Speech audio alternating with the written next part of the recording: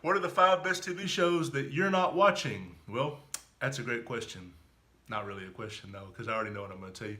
But let's start with the runner-ups. So that we got Counterpart, which is on Stars, which most of you probably have never heard of, and we got Roseanne, which everybody's heard of. Now the reason Counterpart didn't make the top 5 is because its season is technically over with. So it's been over with for a few weeks or whatever, but it's about J.K. Simmons. It is everything you could want in a TV show. It's a twisty sci-fi mind bender. It's a psychological drama, intimate. It's a character study. It's an espionage action show. It's got everything. Basically, he discovers that there's an alternate universe version of himself that is very different than the one that he currently is. The other one is like a super spy while he's a family man, sort of, kind of, in a way. But it's basically about the choices you make, how everything diverges into different paths. Just watch it. This pilot is a little bit slow, but it gets a lot better because we start seeing these other versions of everybody else. One person's an assassin in one universe and a concert pianist in the other universe, and you just start seeing everybody collide or whatever, and it's really about, can one choice change your whole life? Another show that I love is Roseanne. Now, though a lot of people hate that show, I'm supposed to hate it because she's a Trump supporter or whatever. I don't really know why that's such a big deal.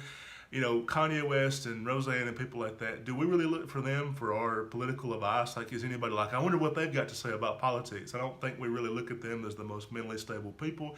And great work often comes from people that are nutty and crazy or whatever. I see a beautiful painting, I don't have to, oh, I wonder what he thinks about abortion. If he shares my views about being pro-choice, I don't really need to feel that way about artists because they're supposed to be a little bit off the beaten path. But Roseanne is great. It's a working class sitcom. Some of the episodes are cheesy, some of the punchlines fall flat, but it shows real people in a real way, the unglamorous, unsexy. You know, we talk a lot about diversity in media, and it is important, but a lot of people, even when they're black or Indian or whatever, they still kind of come from that same place. Masters of None and Insecure and Atlanta. They're still kind of coming from a place of they're very young, they're very beautiful, they're very attractive, they all kind of have the same political views, they all live in a really big city. And Roseanne is the working class schlubs that you never see. They're fat, they're old.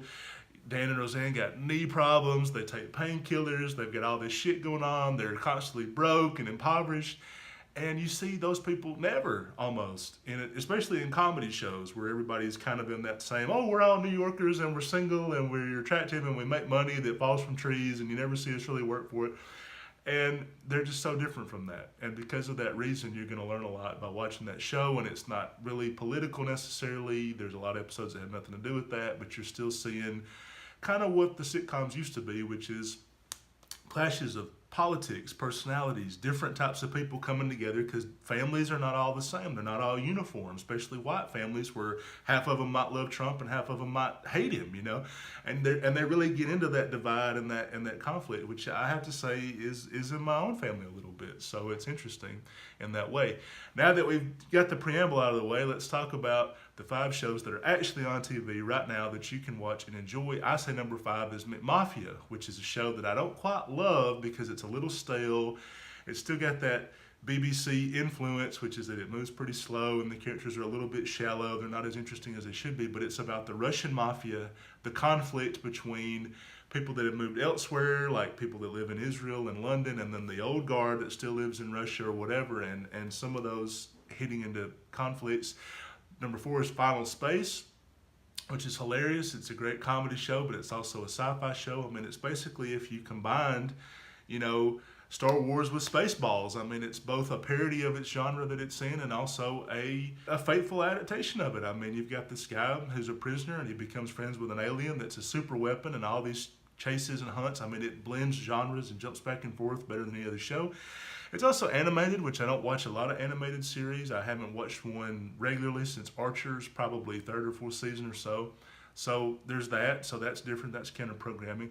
The 3rd one, which I really want to talk about, is The Terror.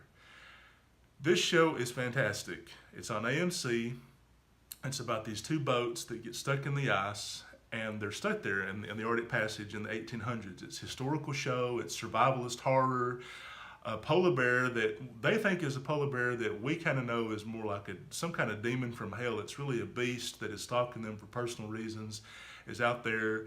So you've got the survival aspects of like how do they keep from freezing to death, their food supplies tainted, The psychological aspects of the men do not like each other. They've been trapped in these boats for 2 years, and they're really starting to get on each other's nerves. They're starting to fray at the edges.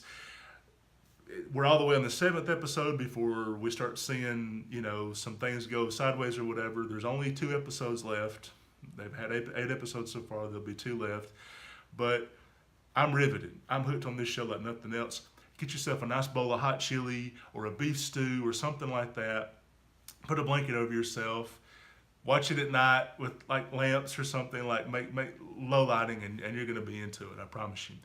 The second best show that you're not watching is Barry. This is HBO's hybrid action and comedy. It's about an assassin, a hitman from the Midwest who comes to Los Angeles and discovers that he kind of likes being an actor. I mean, he enjoys it. Like, there's comedy, there's improvisation, but the point is that this show blends 2 genres that are completely incompatible and does it well and does it without being a cliche.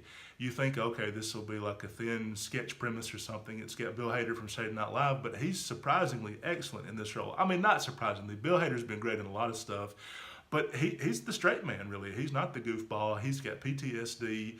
His assassin used to be in the Marine Corps, and he's really had a tough time adjusting back to life. And of course, the great premise is that he's terrible at acting, but he's great at killing people. So he said before in interviews, like, what happens when the thing you're the best at, which is killing people for him, is killing you, and the thing that you love doing, you're terrible at it, which is a great conflict. And I think a lot of people have that. I mean, there's a lot of things I might be really good at that just bore me to death, and then things that maybe are not so great, like stardom and, things that have been very elusive for me that I still really want to pursue.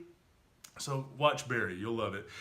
The best show that you're not watching is really a tie. I know it's kind of a cop-out, but I love the final season of The Americans, and I love the last season of Homeland. Now, the last season of Homeland just ended about a week or so ago, but it was great.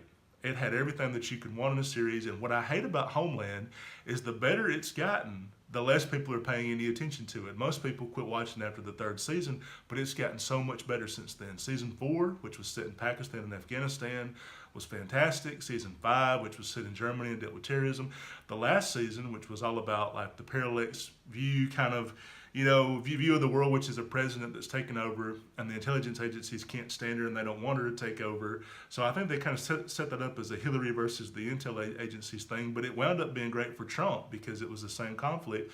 And now this last season, which has been all about Russia and influencing people and fault lines in democracy, they once again found a way to get into the zeitgeist in a way that few other shows do or even care to do, including my other number one, which is The Americans. I've had some real problems with this show in the past. Number one is that they kind of hate being relevant. They don't want to lean into the whole Russia conflict. The series creator, he set the show in the 80s, even though it easily could have been set today. But this final season, which is so much better than seasons 2, 3, 4, and 5. Okay, now 3 and 5 I think were especially bad because they were really slow paced. They had way too much page. This season's got Philip and Elizabeth, and they're on opposite sides for the first time, really. She's the old guard, the old guard KGB that doesn't want democracy. They don't want to assimilate. They don't want like any type of a Pizza Hut in Moscow is blasphemy to her, even though she hasn't lived there in over 25 years. I mean, she's basically lived in the United States since she was in her early 20s. So at this point, what she thinks of as the Soviet Union, it's a memory, it's a feeling, it's an emotional thing, it's an idea to her, okay? And Philip kind of understands that like, okay, you're saying you don't want the world to change, and she literally says in the 3rd or 4th episode of this season, I hate the idea that they're trying to change it, I don't want it to be like the United States. And he's saying, you don't know what the people want because you haven't lived there in forever, and he kind of gets that or whatever, but he's on the opposite side, which is Gorbachev and all the reformers, and so now he's kind of having to spy on her and be like, is she trying to sabotage these big 80s peace talks between Gorbachev and Reagan that were taking place at that time? So it's got everything that you kind of want a final season to have. There's some suspense, there's some drama, there's some action, but basically most anti-hero dramas that really stick the landing for their final seasons, The Sopranos, The Shield, Breaking Bad, they all had a lot of the main characters pitted against each other. In The Shield, Vic Mackey was literally against everybody as he was trying to outplay each other. Walter White, same thing, where his brother-in-law finally found out who he was. Jesse found out about some shady shit that he had done. And it divided all these characters in that way. The Sopranos, where Tony literally kills a couple people that become inconvenient. And I think The Americans is headed down that great final path, except it'll have a female anti-hero because Elizabeth is by no means a saint. She's killed dozens of people, often remorselessly, okay? And Philip is kind of the more conscientious guy or whatever. So if they can follow the path they're on, and most importantly, Stan Beeman, their FBI agent next door, finds out who they are, because if he doesn't, it will be completely unsatisfying. Nobody will like the ending, including myself. So I hesitate to give The Americans praise because I know that they've let me down so much in the past that I kind of feel like they're going to in the final stretch. But if the final 4 episodes can stick the landing, have their son find out who they are, have Stan find out who they are, not go down the Dexter ending where Dexter has been a serial killer the whole time, but Angel and Quinn and whatever that guy's name was, Masuka or whatever his name was, they don't find out who he is in the ending, which was completely unsatisfying. We got to have this conflict play out. We've got to see what happens. Philip and Elizabeth have got to fully come to head on what they're really doing and everything. And if the Americans can do that, they will be the best show that you're not watching.